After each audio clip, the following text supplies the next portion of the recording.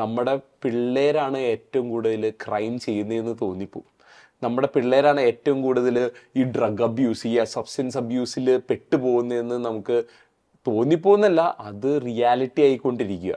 അപ്പം ഞാൻ എങ്ങനെ എൻ്റെ കൊച്ചിനെ ഈ സ്കൂളിലേക്ക് വിടും? എങ്കിലും പണ്ട് ഞാൻ പഠിച്ചു വന്നപ്പോൾ ഞാൻ ക്ലാസ് കട്ട് ചെയ്തൊക്കെ പോകുമ്പോൾ സാർമാര് അടിക്കും, നമ്മളെ ചൂരിലെടുത്ത് അടിക്കും. അപ്പോൾ ഓരോ മിസ്റ്റേക്ക് നമ്മൾ ചെയ്യുമ്പോൾ വീട്ടിലാണെങ്കിലും സ്കൂളിലാണെങ്കിലും ആ അടി കിട്ടുമ്പോൾ നമ്മൾ ആ തെറ്റെന്താണെന്ന് മനസ്സിലാവും. ഈ സമൂഹത്തിലെ ഓരോ കുട്ടികളും ഈ സമൂഹത്തിന്റെ വാല്യുബിൾ ആയിട്ടുള്ള എന്താ പറയുക പ്രൊഡക്ട്സ് എന്ന് ഞാൻ പറയില്ല, നെക്സ്റ്റ് ജനറേഷൻ ഈ സമൂഹത്തിനെ ലീഡ് ചെയ്യാനുള്ളവരാണ്. ഈ ജനറേഷനെ ബിൽഡ് ചെയ്യേണ്ട ഉത്തരവാദിത്വം ആർക്കുള്ള പേരൻസിനാണ്. കാരണം എൻ്റെ മോനെ ഒരു നല്ല സിറ്റിസൺ ആയിട്ട് ഒരു സമൂഹത്തിൽ പ്രസന്റ് ചെയ്യാനും അവനെ ആ രീതിയിൽ ഡെവലപ്പ് ചെയ്ത് കൊണ്ടുവരാനുള്ള ഉത്തരവാദിത്വം എനിക്കുണ്ട്. എൻ്റെ മോൻ നാളെ ഒരു ക്രിമിനൽ ആവുന്നുവെങ്കിൽ അതിന്റെ എല്ലാ റെസ്പോൺസിബിലിറ്റിയും ഞാൻ ഏറ്റെടുക്കണം. ഇതെന്റെ ലൈഫിൽ ഒന്ന് അപ്ലൈ ചെയ്യാൻ ശ്രമിച്ചാൽ ഡെഫിനറ്റ്ലി എനിക്ക് എൻ്റെ കുഞ്ഞിൽ ഒരുപാട് മാറ്റം വരുത്താൻ പറ്റും. നല്ല എഫേർട്ട് വേണ്ട ഒരു കാര്യം കൂടിയാണ്. രണ്ട് പാരന്റ്സിന്റെ അടുത്തുനിന്നും ഒരുപോലെ എഫേർട്ട് ഇട്ടിട്ടല്ലാതെ ഇതൊരു കാര്യം മുന്നോട്ട് സാക്രിഫൈസ് ചെയ്യാൻ റെഡി ആയിരിക്കണം പാരന്റ്സ്. അതുപോലെ തന്നെ പിള്ളേർ ചെറുപ്പത്തിൽ വളരെ ഒബ്സർവ് ചെയ്യുന്ന ഒരു കാര്യം അപ്പനും അമ്മയും തമ്മിലുള്ള റിലേഷൻഷിപ്പ്. അതിൽ നിന്നാണ് അവർ പല കാര്യങ്ങളും പഠിച്ചിട്ട് സൊസൈറ്റിയിൽ അത് കാണിക്കുന്നത്. അപ്പൊ അവർ തമ്മിലുള്ള ബന്ധം വളരെ സ്ട്രോങ് ആയിരിക്കണം. അവർ തമ്മിൽ സംസാരിക്കുന്ന കാര്യങ്ങളും വളരെ ശ്രദ്ധിച്ചു വേണം കാര്യങ്ങൾ സംസാരിക്കാൻ. ഇതൊക്കെ ഒരു വീട് എങ്ങനെയായിരിക്കണം, ഒരു വീടാണ് നെക്സ്റ്റ് ജനറേഷൻ ഒരാളെ വാർത്തെടുത്ത് കൊണ്ടുവരുന്നത് എന്നുള്ളതാണ് നമ്മൾ ചിന്തിച്ചത്. ബ്രോ പറഞ്ഞ പോലെ ഒരു വീട് സ്കൂളായിരിക്കണം, ഹോസ്പിറ്റലായിരിക്കണം, കോർട്ടായിരിക്കണം.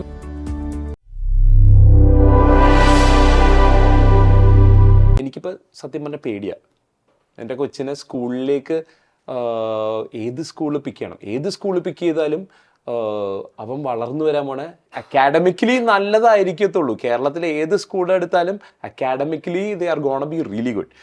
പക്ഷേ ഇന്നത്തെ കാലത്തേക്ക് ഇന്നിപ്പോൾ പത്രമാധ്യമങ്ങൾ നമ്മൾ എടുത്ത് നോക്കുകയാണെങ്കിൽ ഉണ്ടല്ലോ, ഈ നമ്മൾ ക്രൈം റേറ്റ്സ് ഒക്കെ നോക്കുകയാണെങ്കിൽ ഇപ്പം ഏറ്റവും കൂടുതൽ വാർത്തകൾ വരുന്ന ഈ ചെറിയ കുട്ടികളെ കുറിച്ചാണല്ലോ. അതേപോലെ തന്നെ ക്രൈം മാത്രമല്ല, ഇതിൻ്റെ വിക്ടിംസ് ആവുന്നതും ഈ പ്രായത്തിലുള്ള ഈ ടീൻസിലുള്ള കുട്ടികളാണ് ഇപ്പോൾ കൂടുതലും ആവുന്നത്. വൈ ഡു യു തിങ്ക് അതെവിടെയാണ് നമുക്ക് നമ്മുടെ കേരളത്തിന് ഒരു എവിടെ കേരളം തെറ്റിപ്പോയിരിക്കുന്നത്? കറക്ഷന് മുമ്പ് നമ്മൾ തെറ്റിപ്പോയത് നമ്മൾ കണ്ടുപിടിക്കണം. അത് എവിടെയായിരിക്കും നമുക്ക് തെറ്റിപ്പോകാൻ സാധ്യതയുള്ളത്? കമ്പ്യൂട്ടർ, അതായത് IT അല്ലെങ്കിൽ ഈ ഇത്രയും ഡെവലപ്മെന്റ്, ഈ മോഡേൺ ടെക്നോളജിയുടെയൊക്കെ ഒരു വരുന്നതിന് മുമ്പ് വരെ ആളുകൾ ഒരു പരിധി വരെ സമൂഹമായിട്ട് വളരെ അടുത്ത് നിന്ന ആളുകളാണ്. ഇന്ന് സംഭവിച്ചതെന്ന് വെച്ചാൽ പ്രത്യേകിച്ച് നമ്മുടെ സോഷ്യൽ മീഡിയ അതിൻ്റെ ഒരു അത് സൊസൈറ്റിയിലേക്ക് വളരെയധികം വ്യാപിച്ചു. നമ്മുടെ കുട്ടികളൊക്കെ ഇന്ന് സോഷ്യൽ മീഡിയക്കകത്താണ്. അപ്പോൾ അവർക്ക് ഒരു റിയാലിറ്റിയുമായിട്ട് അവർക്ക് ബന്ധമില്ല. അവരെപ്പോഴും വിർച്വൽ റിയാലിറ്റിയിലാണ് അവർ നിൽക്കുന്നത്. ശരിക്കുള്ള റിയാലിറ്റി അവർക്ക് അറിയത്തില്ല. രണ്ട്, ഇവിടെ എങ്ങനെ ബിഹേവ് ചെയ്യണം, ഒരു ഇൻസിഡന്റ് ഉണ്ടായി, ഇവിടെ എങ്ങനെ ബിഹേവ് ചെയ്യണമെന്ന് അവൻ ഒരിക്കലും പഠിച്ചിട്ടില്ല.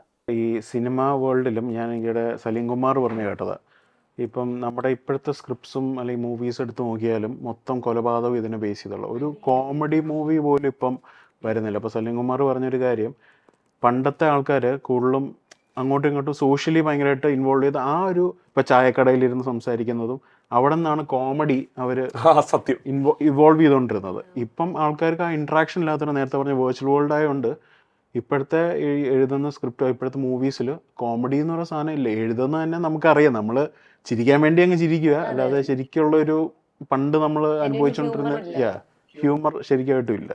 അതേപോലെ തന്നെ അതിൻ്റെ ആഡ് ചെയ്യാൻ വേണ്ടി പഴയ മൂവീസിൽ ചിലപ്പോൾ മിക്കവാറും നമുക്കൊരു മോറൽ മൂവിയുടെ അവസാനം ഉണ്ടാവും, വാല്യൂ ഉണ്ടാവും എന്തെങ്കിലും. ഇപ്പോഴത്തെ മൂവിയുടെ എൻഡിങ്ങിൽ വാല്യൂല് ഒന്നുമില്ല. ഇപ്പോൾ നമ്മൾ മൂവിയുടെ പേരൊന്നും എടുത്ത് പറയുന്നില്ല. ചില മൂവീസ് ഇപ്പോൾ തല്ലുമാല, പേരെടുത്ത് പറയുന്നില്ലെങ്കിൽ പറയാണ്ടിരിക്കുകയല്ല, തല്ലുമാല അത് ജസ്റ്റ് ഒരു തല്ലുകളുടെ ഒരു സീരീസ്, അതോടുകൂടി ആ മൂവി എൻഡ് ചെയ്യുക. മൂവി നല്ലതാ, എടുത്തേക്കണ രീതിയൊക്കെ നല്ലതായിരിക്കും, ഛായാഗ്രഹണം എല്ലാം നല്ലതായിരിക്കും, ആർട്ടിസ്റ്റിക്കലി ഏറ്റവും അടിപൊളിയായിരിക്കും.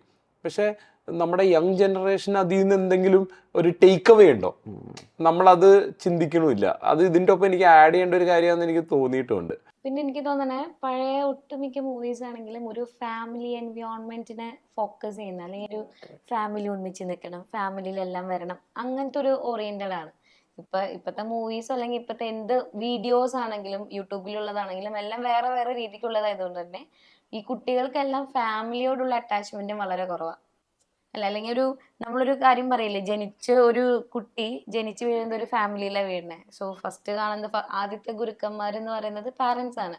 സോ അവിടെ മുതലാണ് പഠിച്ചു വരുന്നത്. സോ അവിടെ മുതൽ തെറ്റിക്കഴിഞ്ഞാൽ ബാക്കിയുള്ളത് തെറ്റാനുള്ള സാധ്യത അതിനൊരു കാര്യമുണ്ട്.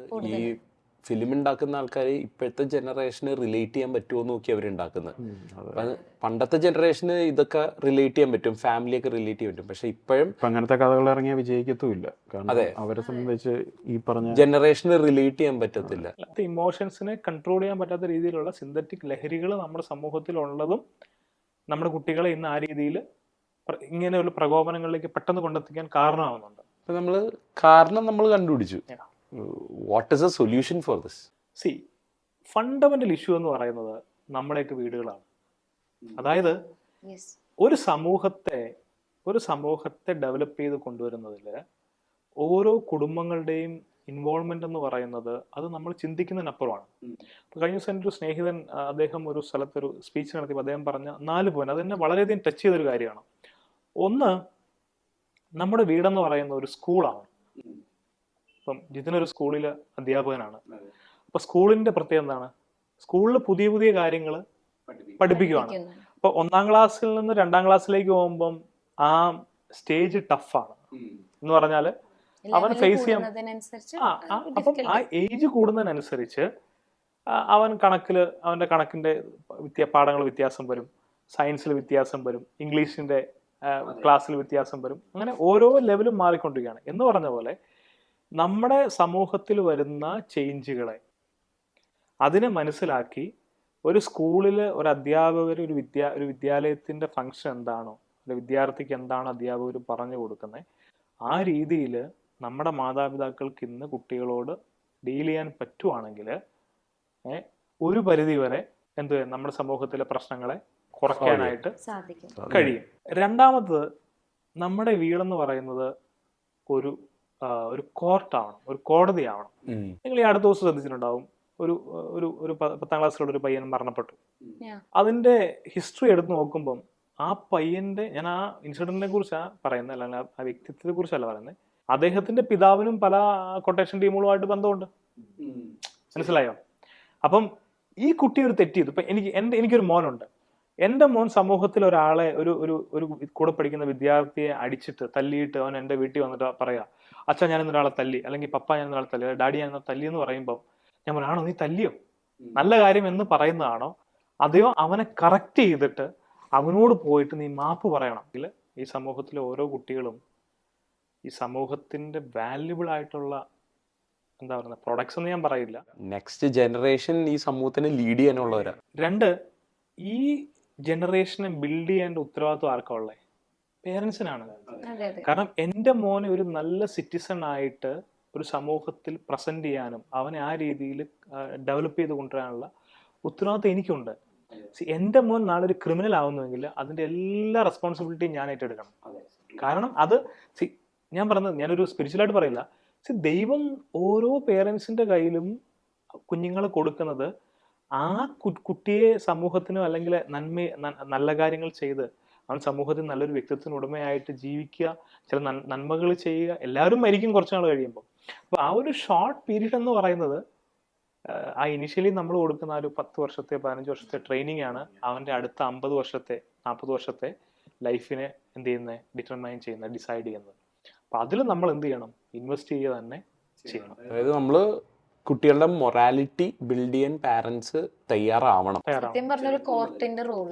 ശരിക്കും ആ ഒരു അച്ഛനും അമ്മയും ജസ്റ്റിസുമാരാവണം, ജഡ്ജിമാരാവണം, അഡ്വക്കേറ്റുമാരാവണം. എന്ന് പറയുന്നത് എന്തിനു വേണ്ടി? നന്മയ്ക്ക് വേണ്ടി നിൽക്കുന്ന ആൾക്കാരാവണം. നന്മ എന്നുള്ളത്. പിന്നെ ഞാൻ അടുത്ത ദിവസം കേൾക്കുമായിരുന്നു, അപ്പനും അല്ലെ ജിതിൻ പറഞ്ഞ പോലെ അപ്പനും മോനും ഒരുമിച്ചിരുന്ന് വെള്ളം അടിക്കുന്നിടത്ത് അപ്പൻ എങ്ങനെ ഇത് നന്മയാണെന്ന് തെറ്റാണെന്ന് പറഞ്ഞു കൊടുക്കാൻ പറ്റും? അപ്പൊ അവൻ നാളെ സമൂഹത്തിൽ ഇതേ രീതിയിൽ തന്നെ അവൻ എന്ത് ചെയ്യും? വളർന്നു വരും. അവന്റെ തലമുറ ഇങ്ങനെയുള്ള ഇതൊരു 2-3 ജനറേഷൻ കഴിയുമ്പം വലിയ ക്രിമിനൽസ് ആയിട്ട് ഇവര് മാറാനുള്ള സാധ്യത. ശരിയും തെറ്റും എന്താണെന്ന് അറിയണ്ടാവും. ഇല്ലാണ്ട് അവൻ വിചാരിക്കുന്നത് ഇത് നാച്ചുറൽ ആണ്, കാരണം എന്റെ അപ്പനും എന്റെ കൂടെ ഇരുന്ന് കഴിക്കുന്നു. അത് നാച്ചുറൽ ആണെന്ന് എന്ത് ചെയ്യും അവൻ വിചാരിക്കും. നാളെ അവൻ ഏത് സ്ഥലത്തും ഈ രീതിയിൽ ബിഹേവ് ചെയ്യാൻ സാധ്യതയുണ്ട്. പിന്നെ മൂന്നാമതായിട്ട് നമ്മുടെ വീടുകളെന്ന് പറയുന്നത് ഹോസ്പിറ്റലുകളായിട്ട് മാറണം. ഞാനിത് ചില ടേംസ് പറയുമല്ല. ഹോസ്പിറ്റൽ എന്ന് പറഞ്ഞാൽ സാദൃശ്യങ്ങൾ. ഹോസ്പിറ്റലിൽ എന്താണ്, അവിടെയാണ് ചില അസുഖങ്ങളെ ഡയഗ്നോസ് ചെയ്യുന്നത്, അല്ലേ? എൻ്റെ മോൻ ഒരു അബ്നോർമാലിറ്റി കാണിച്ചു. എൻ്റെ മോൻ വീട്ടിൽ വന്നു. അവനൊരു 10ാം ക്ലാസ്സിൽ പഠിക്കുന്ന കുട്ടിയാണെന്ന് വിചാരിക്കുക. അപ്പൊ എൻ്റെ മോൻ ചില ദിവസങ്ങളിൽ പ്രത്യേകമായിട്ട് അവൻ്റെ സ്വഭാവത്തിൽ വ്യത്യാസം വരുന്നു. അപ്പം എൻ്റെ ഉത്തരവാദിത്വമാണ് ഇവൻ ഏതെങ്കിലും തരത്തിലുള്ള തെറ്റായ കാര്യങ്ങൾ ചെയ്യുന്നുണ്ടോ, ചില ഡ്രഗ്സുകൾ ഉപയോഗിക്കുന്നുണ്ടോ, ചിലപ്പോൾ അവൻ അറിയാതെ തന്നെ ചിലപ്പോൾ അവൻ്റെ കൂട്ടുകാർ കൊടുക്കുന്നതായിരിക്കാം. അവന്റെ ഓരോ ചേഞ്ചസും നമുക്ക് മനസ്സിലാവണം. ഇപ്പൊ ഒരു ഡോക്ടറെ അടുത്തോട്ട് ഒരു പേഷ്യന്റ് പറയും, ഡോക്ടറെ എനിക്ക് ഇന്ന സിംറ്റംസ് ഉണ്ട് എന്ന് പറയുമ്പോൾ ഡോക്ടർ എന്ത് ചെയ്യും? ആ അസുഖത്തെ ഡയഗ്നോസ് ചെയ്യും. എന്ന് പറഞ്ഞ പോലെ നമ്മുടെ കുട്ടികൾ കാണിക്കുന്ന ഓരോ ബിഹേവിയർ ചേഞ്ചസിലും പേരൻസിന് മനസ്സിലാക്കാൻ പറ്റണം, എൻ്റെ കുട്ടിയിൽ എന്തോ ഒരു പ്രോബ്ലം ഉണ്ട്, അല്ലെങ്കിൽ അവൻ ഏതൊരു പെർട്ടിക്കുലർ ഇഷ്യൂലാണ് നിൽക്കുന്നത്. മാത്രമല്ല ഹോസ്പിറ്റലിൽ മറ്റൊരു പ്രത്യേകത എന്താണ്, അതൊരു കംഫർട്ടിന്റെ സ്ഥലമാണ്. നമ്മളിപ്പം അസുഖം വന്നു, എനിക്ക് പ്രത്യേകിച്ച് പ്രായമായ ആൾക്കാരൊക്കെ, എനിക്ക് എൻ്റെ വല്യപ്പച്ചനെ ഓർമ്മയുണ്ട്. പുള്ളിയൊക്കെ ഒരു അസുഖം വന്നു കഴിഞ്ഞാൽ ഡോക്ടറെ പോയി കണ്ടു, ഡോക്ടർ ഒരു രൂപയുടെ മരുന്ന് എഴുതി കൊടുത്താൽ മതി, ഇത് കഴിച്ചോ മതി, പുള്ളിക്ക് അസുഖം മാറി. എന്ന് പറഞ്ഞാല് ആ ഒരു കംഫേർട്ട് എന്ന് വെച്ചാൽ എന്ത് പ്രശ്നം ഉണ്ടായാലും എനിക്ക് എൻ്റെ പേരൻസിനോട് ചെന്ന് പറയാൻ പറ്റും. ആ ഒരു ഫ്രീഡം പാരന്റ്സും ഉണ്ടാക്കിയെടുക്കണം പിള്ളേരോടുള്ള ഇന്ററാക്ഷനിൽ. അപ്പം ആ ഒരു കംഫേർട്ട് ഉണ്ടായാൽ മാത്രമേ നമ്മുടെ കുഞ്ഞുങ്ങൾ നമ്മളോട് വന്ന് ഓപ്പൺ അപ്പ് ആവത്തുള്ളൂ. ഈ കുട്ടികളിൽ ഉണ്ടാകുന്ന മാറ്റങ്ങൾ നമുക്ക് ഡിറ്റക്ട് ചെയ്യാൻ പറ്റത്തുള്ളൂ. അവനെ ഏതെങ്കിലും തരത്തിലുള്ള പ്രശ്നം അവൻ ചിലപ്പോൾ അറിയാതെ പോയി പെട്ടതായിരിക്കാം. നമ്മുടെ സമൂഹത്തിൽ കുഞ്ഞുങ്ങൾ ഇന്ന് പോയി പെടാനുള്ള സാധ്യത വളരെ കൂടുതലാണ്. കാരണം ഞാൻ ഈ അടുത്ത ദിവസം ഒരു കുട്ടിയോട് ഒരു കുട്ടിയുടെ കാര്യത്തിൽ ഇടപെട്ടപ്പം ആ കുട്ടി അറിയാതെ ഒരു ടൈപ്പ് ഓഫ് മിഠായി കഴിക്കുന്നുണ്ട്. ആ മിഠായി ഡ്രഗ്സ് ആണ്. എന്നുവെച്ചാൽ ഇന്നത്തെ ഒരു സിന്തറ്റിക് ലഹരി അടങ്ങിയ ഒരു മിഠായിയാണ് കുട്ടി കഴിക്കുന്നത്. പക്ഷെ ആ കുട്ടിയുടെ അമ്മയ്ക്ക് മനസ്സിലായി ഈ കുട്ടി ചില ദിവസങ്ങളായിട്ട് ഒരു പ്രത്യേക തരം മിഠായി മാത്രമാണ് കഴിക്കുന്നത്. അത് ആ കുട്ടിയുടെ അനിയത്തിക്ക് പോലും കൊടുക്കുന്നില്ല. പക്ഷെ എന്നിട്ടും അവർക്ക് അതിനെ ഡയഗ്നോസ് ചെയ്യാൻ പറ്റിയില്ല. പക്ഷെ അവരൊരു കൗൺസിലിംഗുമായിട്ട് മീറ്റ് ചെയ്തപ്പോഴാണ് അതിനെ ഡിറ്റക്ട് ചെയ്യാൻ പറ്റിയത്. അപ്പൊ നമ്മൾ ഈ ഹോസ്പിറ്റലാവണം എന്നൊക്കെ പറഞ്ഞു. അപ്പൊ ഞാൻ പറഞ്ഞ പോലെ ഏത് ഫാമിലിയിൽ നിന്നും ഒരു കുട്ടിക്ക്, ഇപ്പൊ എനിക്ക് എൻ്റെ ഒരു ഫാമിലിയിൽ അവരടുത്ത് കമ്മ്യൂണിക്കേറ്റ് ചെയ്യാനുള്ള ഒരു ഫ്രീഡം ഉണ്ടായിരിക്കണം. ഇപ്പോഴത്തെ നമ്മൾ മുന്നത്തെ ഒരു എപ്പിസോഡിൽ പറഞ്ഞിട്ടുള്ളതാണ്, ഇപ്പോഴത്തെ പാരൻസിന് ജോലി തിരക്കുകൾ കൊണ്ട് പിള്ളേരായിട്ട് സ്പെൻഡ് ചെയ്യാൻ ടൈം കിട്ടുന്നില്ല. അപ്പം അതുകൊണ്ട് തന്നെ പിള്ളേർക്കും അവിടെ ഒരു റെസ്ട്രിക്ഷൻ വരിക. എന്നെ കേൾക്കാൻ ആരുമില്ല. എനിക്കറിയുന്ന ഒരു കുട്ടിയുണ്ട്, ആ കുട്ടി സൂയിസൈഡൽ അറ്റംപ്റ്റ് ചെയ്തതിൻ്റെ റീസൺ പറഞ്ഞത് എങ്ങനെയാണ്, വേറെ കുറേ റീസൺസ് കൊണ്ടാണ്, പക്ഷേ അതിൽ മെയിൻ റീസൺ പറയാം, ഞാൻ വീട്ടിലേക്ക് വന്നപ്പോൾ എന്നെ കേൾക്കാനായിട്ട് ഞാൻ അമ്മേനെ വിളിച്ചു. പക്ഷേ ഷി വാസ് ബിസി, പുള്ളിക്കാരുടെ ഫോണിൽ ബിസി ആയിരുന്നു. അപ്പോൾ ഞാൻ 2-3 തവണ വിളിച്ചു, അപ്പോൾ അമ്മ വന്നില്ല. പക്ഷെ എനിക്ക് എൻ്റെ ആ ഇമോഷൻ ആ ഒരു സമയത്ത് എനിക്ക് പറഞ്ഞു തീർക്കാൻ ആരെങ്കിലും വേണമായിരുന്നു. പക്ഷെ അങ്ങനെ ഒരാൾ എന്നെ ഹെൽപ്പ് ചെയ്യാനുണ്ടായിരുന്നില്ല. സോ പുള്ളിക്കാരി അറ്റംപ്റ്റ് ചെയ്തേ. പിന്നെയാണ് കുട്ടി വിളിച്ചതൊക്കെ അമ്മ പിന്നീടാണ് റിയലൈസ് ചെയ്യുന്നത്. സോ ഇവളെന്നെ എന്തിനായിരുന്നു വിളിച്ചത്, ലൈക്ക് ഈ കാര്യങ്ങളൊന്ന് ഇമോഷണൽ വെൻറ്റിങ് ഔട്ട് അതിന് വേണ്ടിയാണ് എന്നെ വിളിച്ചതെന്നുള്ളത് അമ്മ യാഥാർത്ഥ്യം പിന്നെ മനസ്സിലാക്കുന്നത്. സോ ഇപ്പോഴത്തെ പിള്ളേർ അങ്ങനെയാണ്, അവർക്കൊരു പറയാനൊരു ഫ്രീഡം ഇല്ലെങ്കിൽ, അല്ലെങ്കിൽ അങ്ങനത്തെ ഒരു സ്പേസ് ഫാമിലിയിൽ ഇല്ലെങ്കിൽ അവർ വേറെ ഏതെങ്കിലും മാർഗം തേടി പോകാൻ സാധ്യതയുണ്ട്. തന്നെയല്ല പല കാര്യങ്ങളും പാരൻസ് അറിയാതെ പോകാനും, ഇപ്പോൾ പറഞ്ഞ പോലെ എൻ്റെ കുട്ടിയിൽ വരുന്ന ചെറിയ ചേഞ്ച് എനിക്ക് മനസ്സിലാക്കാൻ പറ്റാതെ പോകാനുള്ള സാധ്യത കൂടുതലാണ്. ഹോസ്പിറ്റലിലായിരിക്കണം, ബീങ് എ ഗുഡ് ഹോസ്പിറ്റൽ. പക്ഷെ നമ്മളിതൊക്കെ പറയുമ്പോഴും അതൊന്നും അത്ര ചെറിയ കാര്യമല്ല. കാരണം ഇന്നത്തെ സമൂഹത്തിൽ പ്രത്യേകിച്ച് ഹസ്ബൻഡും വൈഫും വർക്ക് ചെയ്യുന്ന സമയത്ത് കുട്ടിക്ക് കൊടുക്കുന്ന അറ്റൻഷൻ എന്ന് പറയുന്നത് ഭയങ്കര കുറവാണ്. മറ്റൊരു കാര്യം എന്ന് വെച്ച് കഴിഞ്ഞാൽ അഗെയിൻ അതും എയ്ഡ് ചെയ്യണത് ഈ ഹസ്ബൻഡും വൈഫും വർക്ക് ചെയ്യുന്നതിനാ. നമ്മൾ നേരത്തെ പറഞ്ഞ കാര്യം, ഐക്യു കൂട്ടാൻ വേണ്ടി കുട്ടിക്ക് എന്തൊക്കെ ഫെസിലിറ്റി കൊടുക്കാൻ പറ്റും അതിന് വേണ്ടിയിട്ടാണ് വർക്ക് ചെയ്യുന്നത്, അല്ലേ? ഇക്യു എസ്ക്യൂടെ വീണ്ടും അവിടെ സൈഡിലേക്ക് സബ്സൈഡ് ചെയ്ത് പോകുന്ന ഒരു അവസ്ഥയെ കാണുന്നത്. അല്ല, അതിനകത്ത് ഇപ്പം ഞാനൊരു ചെറിയ കുട്ടിയുടെ കാര്യം പറയുകയാണെങ്കിലും ഈ ഒരു 1.5 വയസ്സ് വരെ നമ്മൾ വിചാരിക്കും കുട്ടിക്കൊന്നും അറിയത്തില്ലെന്ന്. പക്ഷേ കുട്ടിയുടെ ഇമോഷൻസിനൊക്കെ ഡെവലപ്പ് ചെയ്യുന്ന ഒരു സമയമാണ് ഈ 1.5 വയസ്സ് വരെയൊക്കെ. അത് കഴിഞ്ഞും മുമ്പോട്ടുണ്ട്. പക്ഷേ ഈ സമയത്താണ് പലപ്പോഴും കുട്ടികളെ കൊണ്ട് ആൾക്കാർ ഡേ കെയറിലും അവിടെ ഇവിടെ എല്ലാം കൊണ്ടാക്കുന്നത്. തിരിച്ച് നമ്മൾ പറയില്ലേ, ഒരു കൊച്ചിനെ ഒരു സാധനം പോയി എടുത്തുകൊണ്ട് വരുന്ന വീട്ടിലേക്ക് കൊച്ചിനെ എടുത്തുകൊണ്ട് വരുന്നു, പിറ്റേ ദിവസം രാവിലെ കൊണ്ട് അവിടെ ആക്കുന്നു. അപ്പോൾ ഈ കുട്ടിയുടെ മാനസികമായിട്ടുള്ള ഒരുപാട് വ്യത്യാസങ്ങൾ ഈ കുട്ടിയിൽ സംഭവിക്കാനുള്ള സാധ്യതയുണ്ട്. എന്ന് വെച്ചാൽ ഞാൻ പറഞ്ഞത്, ഈ പേരൻസിൻ്റെ ഒരു പ്രസൻസ് ഭയങ്കര ഇമ്പോർട്ടൻ്റ് ആണ് കുട്ടിയുടെ അതിനുവേണ്ടി നമ്മൾ ചിലപ്പോൾ നമ്മുടെ ജോലി സാക്രിഫൈസ് ചെയ്യണമെങ്കിൽ നമ്മൾ ചെയ്യണം. കാരണം ഇന്നത്തെ സമൂഹത്തിൽ ഇപ്പോൾ ഈ റീസെൻ്റ്ലി വെഞ്ഞാറമൂട്ടി നടന്ന സംഭവം പോലും അപ്പൻ കുറേ വർഷങ്ങളായിട്ട് നാട്ടിലില്ല. അതായത് ഒരു ആൺകുട്ടിയെ കറക്ഷൻ ചെയ്യേണ്ട സമയത്ത് അവൻ്റെ ലൈഫിലെ ചേഞ്ചസ് മനസ്സിലാക്കാൻ അപ്പന് പറ്റും ഒരു അമ്മയേക്കാൾ കൂടുതൽ. ആ സമയത്ത് ആ പിതാവ് ഇവിടെ ഇല്ല, അദ്ദേഹം വിദേശത്താണ്. അദ്ദേഹത്തിൻ്റെ ഫാമിലി സിറ്റുവേഷൻസ് കൊണ്ടായിരിക്കാം അത്. പക്ഷേ അദ്ദേഹത്തിന് നഷ്ടമായ എന്താണ്? ഒരു കുടുംബം. അതായത് തൻ്റെ ഇളയ മകൻ നഷ്ടമായി, തൻ്റെ ബന്ധുക്കൾ നഷ്ടമായി. അപ്പോൾ ഇത് നമ്മൾ എന്ത് ചെയ്യണം? ഇനിയെങ്കിലും നമ്മുടെ സമൂഹത്തിലെ ആളുകൾ തിരിച്ചറിയണം. പിന്നെ അവസാനമായിട്ട് എനിക്ക് പറയാനുള്ളത്, നമ്മുടെ കുടുംബങ്ങൾ ഒരു ദേവാലയം, ഒരു ടെമ്പിൾ ആവണം. ടെമ്പിളിനെ സംബന്ധിച്ചാൽ ടെമ്പിൾ ഒരു പ്യൂരിറ്റി ഉണ്ട്. നമ്മളാരും ഒരു ദേവാലയത്തിലേക്ക് ചെരുപ്പിട്ട് ഒരു ക്ഷേത്രത്തിലേക്കോ അല്ലെങ്കിൽ ഒരു പള്ളിയിലേക്കോ ഒരു ഒരിക്കലും കയറത്തില്ല. എന്ന് പറഞ്ഞ പോലെ തന്നെ നമ്മുടെ വീട്ടിലൊരു ഫിൽട്രേഷൻ പ്രോസസ്സ് ഉണ്ടായിരിക്കണം. ഏതൊക്കെ കാര്യങ്ങൾ എൻ്റെ വീട്ടിൽ ഡീൽ ചെയ്യാൻ പറ്റും. ഇപ്പം നമ്മൾ വേറൊരാളുടെ കുറ്റം പറഞ്ഞിരുന്നു. ആ നല്ല ഒരു അപ്പനും അമ്മയാണെങ്കിൽ എന്ത് ചെയ്യണം? അല്ലെങ്കിൽ അത് പറയണ്ട. എന്ന് പറഞ്ഞാൽ ആ ഒരു വേ ഓഫ് തിങ്കിങ് അവരിലേക്ക് അതെന്ത് ചെയ്യും? ഡെവലപ്പ് ആവും. നമ്മുടെ വീട്ടിൽ ഈ കാര്യങ്ങൾ വേണ്ട. ഇന്ന് നമ്മൾ മറ്റൊരാളെ കുറിച്ച് കുറ്റം പറയുന്നത് കേൾക്കുമ്പോൾ നാളെ അവൻ എന്ത് ചെയ്യും? അവൻ വേറൊരാളെ കുറിച്ച് ഈ സെയിം കാര്യം തന്നെ മറ്റെവിടെയെങ്കിലും പോയി പറയും. അപ്പോൾ ആ ഒരു ഫിൽട്രേഷൻ നമ്മൾ നമ്മുടെ വീട്ടിൽ ചില കാര്യങ്ങൾ നമ്മൾ ഊരിയിടണമെങ്കിൽ, ചില കാര്യങ്ങൾ നമ്മൾ മാറ്റി വെക്കണമെങ്കിൽ നമ്മൾ എന്ത് ചെയ്യണം? അത് മാറ്റി വെക്കുക തന്നെ ചെയ്യണം. അപ്പം ആ ഒരു പ്രോസസ്സ് ഞാൻ പറഞ്ഞില്ല, ഈ ഒരു നമ്മുടെ വീടൊരു എന്താ പറയുന്ന ഒരു സ്കൂളാവണം, ഒരു ഹോസ്പിറ്റലാവണം, ഒരു കോർട്ടാവണം, ഒരു കോടതിയാവണം, ഒരു ദേവാലയമാവണം. ഇങ്ങനെ നമ്മൾ നമ്മുടെ വീടിനെ ഡെവലപ്പ് ചെയ്യാൻ ശ്രമിച്ചാൽ ഈ ക്വാളിറ്റീസ് ഞാൻ പറഞ്ഞ ഇതിലൂടെയൊക്കെ ലഭിക്കുന്ന ഒരു ക്വാളിറ്റീസാണ് അല്ലേ, അതിനെ നമ്മൾ കൊണ്ടുവരാൻ ശ്രമിച്ചാൽ ഒരു പരിധി വരെ നമ്മുടെ സമൂഹത്തിൽ ഇന്ന് കാണപ്പെടുന്ന പ്രശ്നങ്ങൾക്കൊക്കെ ഒരു പരിഹാരം ഉണ്ടാവുമെന്നാണ് ഞാൻ വിചാരിക്കുന്നത്. നമ്മൾ കഴിഞ്ഞ ഒരു 10 വർഷത്തെ അല്ലെങ്കിൽ ഒരു ഡ്യൂറേഷൻ എടുത്ത് നോക്കുവാണെങ്കിൽ പലപ്പോഴും പല പേരൻസിനോട് ചോദിച്ചാലും അവർക്ക് ഈ സമൂഹത്തിലെ ഈ തലമുറ, പ്രത്യേകിച്ച് ഇപ്പോഴത്തെ ജെൻ ആൽഫയാണ്, അതായത് 2010 തൊട്ട് ഇപ്പം ബീറ്റ ഇറങ്ങി 2010 തൊട്ട് 2025 വരെ ജനിച്ച പിള്ളേരുടെ ഇടയിലാണ് ഇന്ന് ഏറ്റവും കൂടുതൽ ആ അഗ്രസീവ് മെൻറ്റാലിറ്റി ഉള്ളത്. അവർക്ക് കിട്ടിയ അവരുടെ മറ്റൊരു കാര്യം എന്ന് വെച്ചാൽ ഇവർക്ക് ഇവിടെ പേരൻസിനോട് വളരെ കുറച്ച് ടൈമേ സ്പെൻഡ് ചെയ്യാൻ കിട്ടുന്നു. കാരണം മെജോറിറ്റി പേരൻസും വർക്കിംഗ് പ്രൊഫഷണൽസ് ആണ്, അല്ലെങ്കിൽ അവർ ഇവിടെ ഇല്ല. അപ്പോൾ ഈ ഒരു കാര്യത്തിൽ നമ്മൾ എന്ത് ചെയ്യണം? കുട്ടികളെ കുറ്റം പറയുന്നതിന് മുമ്പ് എങ്ങനെ, ഇപ്പം ബ്രോ പറഞ്ഞു കൊച്ചിനെ ഇനി എങ്ങനെ വളർത്താൻ ഹോം സ്കൂളിങ്ങിനെ കുറിച്ച് ചിന്തിക്കണം. കാരണം ഇത് ഞാനും പലപ്പോഴും ചിന്തിച്ചൊരു കാര്യമാണ്. പക്ഷേ എനിക്ക് അതിനകത്ത് മനസ്സിലായൊരു കാര്യം, ഇതെൻ്റെ ലൈഫിലൊന്ന് അപ്ലൈ ചെയ്യാൻ ശ്രമിച്ചാൽ ഡെഫിനറ്റ്ലി എനിക്ക് എൻ്റെ കുഞ്ഞിൽ ഒരുപാട് മാറ്റം വരുത്താൻ പറ്റും.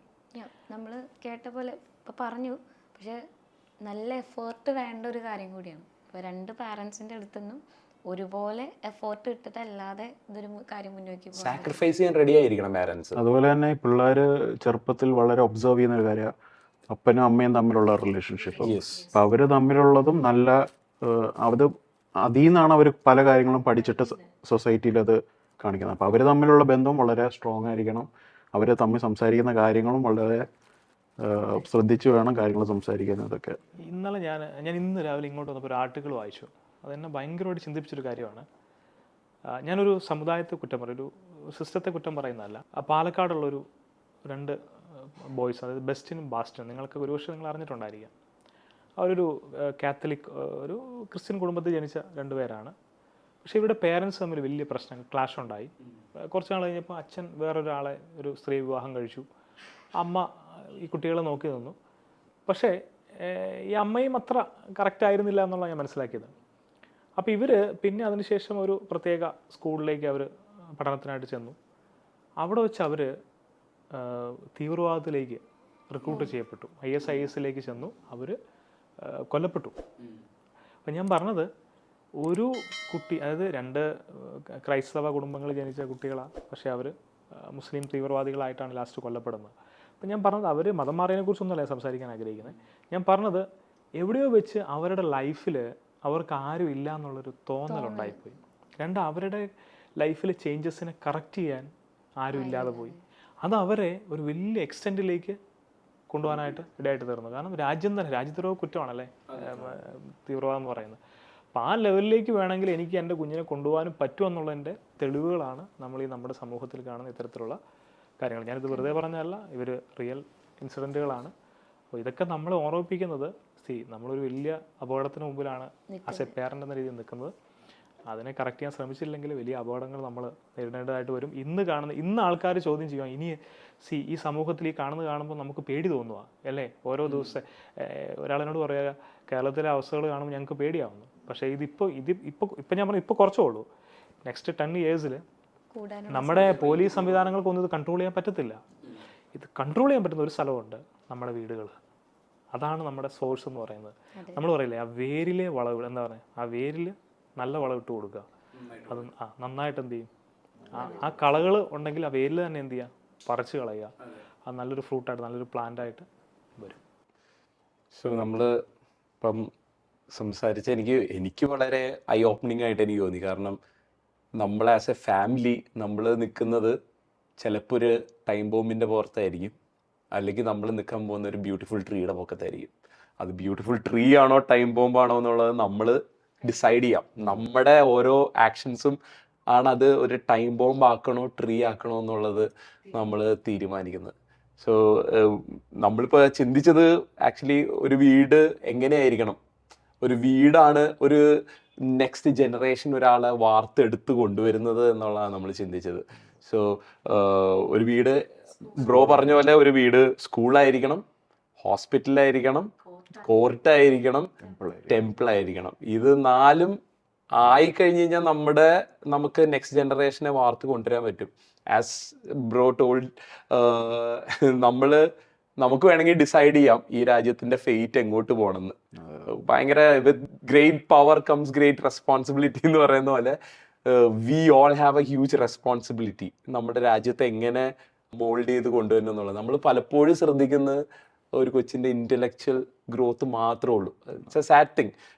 നമ്മൾ ഒരിക്കലും ഇമോഷണൽ ആസ്പെക്ട്സോ അല്ലെങ്കിൽ അവരുടെ സ്പിരിച്വൽ ആസ്പെക്ട്സോ ഒന്നും നമ്മൾ ശ്രദ്ധിക്കാറില്ല. നമുക്ക് പ്രാധാന്യം കൊടുക്കുന്നില്ല. നമ്മുടെ ഫുൾ കോൺസെൻട്രേഷൻ ആ ഇൻ്റലക്ച്വൽ ഗ്രോത്തിന് മാത്രമാണ്. പക്ഷെ ഇൻ്റലക്ച്വൽ ഗ്രോത്ത് മാത്രമായി പോയി കഴിഞ്ഞ് കഴിഞ്ഞാൽ അവൻ മോറലി ഭയങ്കര തെറ്റായ വഴികളിലേക്ക് പോവാം. ഇൻ്റലക്ച്വലിൻ്റെ ഒപ്പം നമുക്ക് ഈ സ്പിരിച്വലും അതുപോലെ തന്നെ ഇമോഷണൽ ഗ്രോത്തും വേണ്ട വളരെ ഒരു അത്യാവശ്യമായിട്ടുള്ള ഒരു കാര്യമാണ്. അല്ല, അതിലൊരു ഉദാഹരണം പറയുകയാണെങ്കിൽ, നമ്മൾ ഈ പാത്രങ്ങൾ ഉണ്ടാക്കുന്ന കുശവന്മാർ,